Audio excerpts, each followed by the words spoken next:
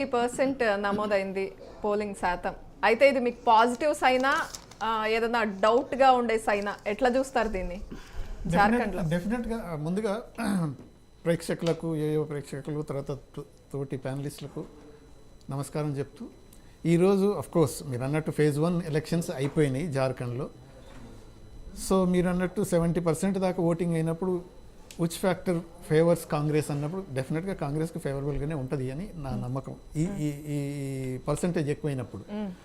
తర్వాత ఇంకోటి ఏంటంటే ఇప్పుడు మన ప్రేమ్ గారు అన్నట్టు ఇది హర్యానా హవా ఇటు వచ్చి తలుగుతూ ఫేవరబుల్గానే వస్తుంది అనుకుంటున్నారు. కానీ అప్పుడు హర్యానా హవా ఎలక్షన్ కాకముందు అంతా కాంగ్రెస్ వచ్చింది మొత్తం పోలింగ్ ఏది మన ఫోర్కాస్టింగ్ అంతా అయిపోయింది.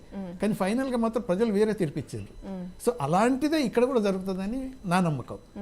ఎందుకు అంటున్నారంటే అఫ్కోర్స్ ఇప్పుడు హేమంత్ సోరెన్ను ఏ కేసులో పెట్టినా కానీ జైల్లో పెట్టిన తర్వాత కొంతవరకు అది వేరు జరిగింది. 2 రోజుల ముందు మొన్ననే ఈడీ రైడ్స్ ఎన్ని జరుగుతున్నాయి అంటే లెఫ్ట్ రైట్ ఈ రైడ్స్ పెట్టారు. దాన్ని ఏంటంటే దే ఫౌండ్ అవుట్ ఏంది ఈ ఫేక్ పాస్పోర్ట్స్ అని ఫేక్ వీసాస్ అని ఇలాంతా చేసి ఏదో మిగతా డాక్యుమెంట్స్ దొరికినాయి. ఇన్ఫిల్ట్రేషన్ అంతా చేసింది స్టేట్ గవర్నమెంటే అన్నట్టు చూపించడానికి ట్రై చేశారు. అదేమవుతుంది అంటే బ్యాక్ ఫైర్ అవుతుంది. Government of India controls the border security force బిఎస్ఎఫ్ని. తర్వాత ఆల్ సెక్యూరిటీ ఇష్యూస్ అంతా హోమ్ మినిస్ట్రీది.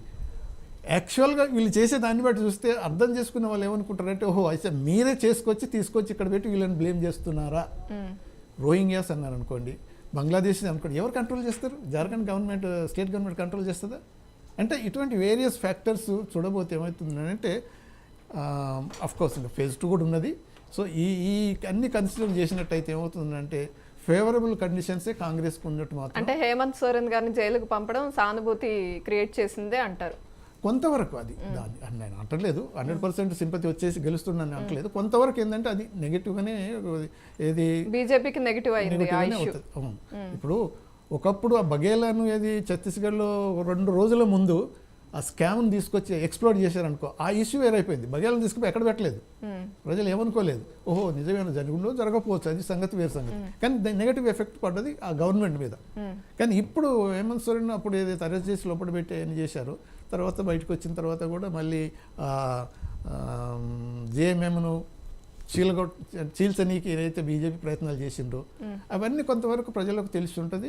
తర్వాత ఇంకా డెవలప్మెంట్స్ నెక్స్ట్ ఫేజ్ వరకు కూడా ఇవి అంటే గవర్నమెంట్ ఆఫ్ ఇండియా కంట్రోల్ చేసేది బీజేపీ కాబట్టి స్టేట్ గవర్నమెంట్ను బ్లేమ్ చేయటం అనేది ఇది ఇన్ఫిల్ట్రేషన్ ఫారినర్స్ మన ఏది రోహింగ్యాస్ రావటం, బంగ్లాదేశ్ రావటం, లేకపోతే ఇంకా మిగతా అన్ని అరాచకాలకైనా మిగతా అంటే డెవలప్మెంట్ కాకుండా జరగనీకైనా స్టేట్ గవర్నమెంటే అనేది చూపించడం వల్ల ఏమవుతుందని అంటే తర్వాత రైడ్స్ చేయడం వల్ల కొంతవరకు వాళ్ళకి సింపతి పెరిగి.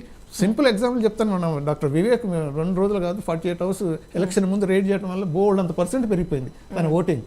అలానే కొంతవరకు ఇలానే జరుగుతుందని నా ఆలోచన. రైట్. రామ్ గోపాల్ గారు, ఎందుకు మీకు బీఆర్ఎస్ ని ఫస్ట్ వాళ్ళని మాట్లాడిద్దాం అనుకున్నా? సరే రైట్ రైట్ ఓకే. ఆయన స్పందించిన తర్వాత మీరు ఘాటుగా స్పందిస్తారని అర్థమైంది. బచ్చి శ్రీనివాస్ గారు మహారాష్ట్రలో బీఆర్ఎస్ ఉండుంటే బాగుండేది పోటీలో అని అనిపిస్తోందా? అసలు మహారాష్ట్ర